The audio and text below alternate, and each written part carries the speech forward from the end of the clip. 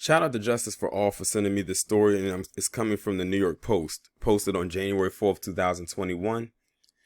And just looking at the title, I'm sitting here saying to myself, is anyone really surprised about this? Like, I could have sworn they confirmed that this is where Wuvid19 came from. And now they're swirling back around almost a year later, or probably a year later, because in some cases it's been said that Wuvid was already here back in November of 2019. So, there's that.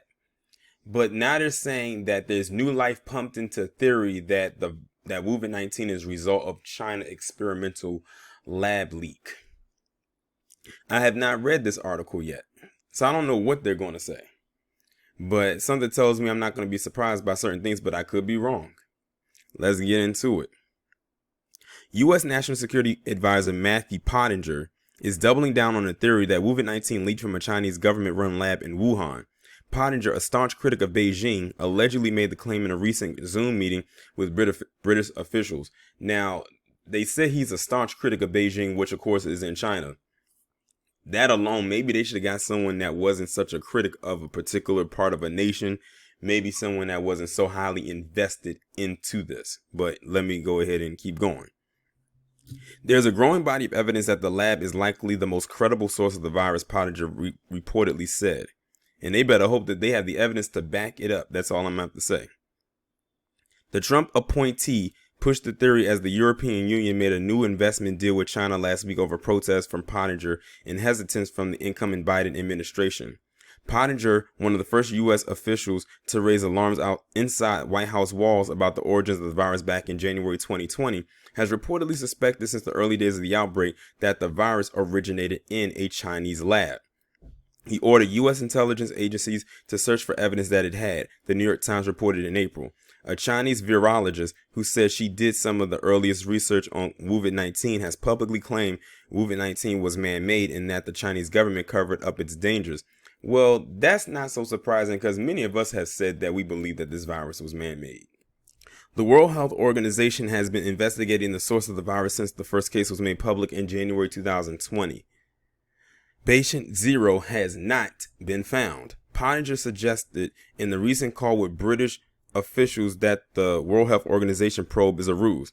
MPs around the world have a moral role to play in exposing the World Health Organization investigation as a Pottinger exercise, Pottinger told the parliamentarians, referring to fake villages created in Crimea in 18th century to convince the visiting Russian Empress Catherine the Great that the region was in good health.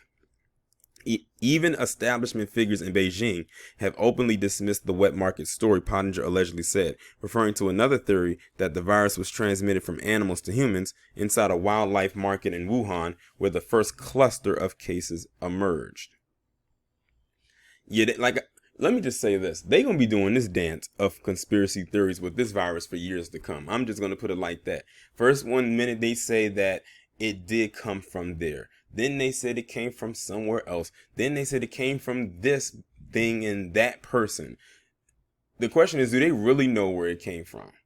They always, they say that it came from China, or did it? Because remember, let's go back in time. The Spanish flu did not originate in Spain.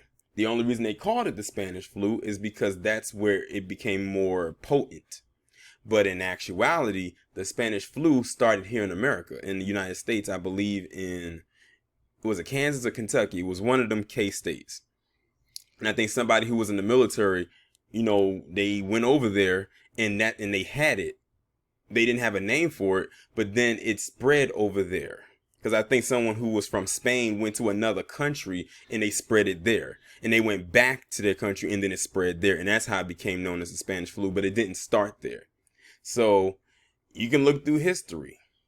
And like I said, it's for all intents and purposes, this probably could have started somewhere else, but it just came out of China. But a lot of people are leaning more towards that it most likely did start in China. But y'all let me know what y'all think about this down in the comments. Do you think that this guy right here is reaching this, what is his name? Let me scroll down here. That this Matthew Pottinger is reaching and grasping for straws, or do you think he actually has a valid point behind his theory? Y'all let me know what y'all think down in the comments. Like, share, subscribe. Make sure you have your notifications set to all, and I will talk to you in the next one.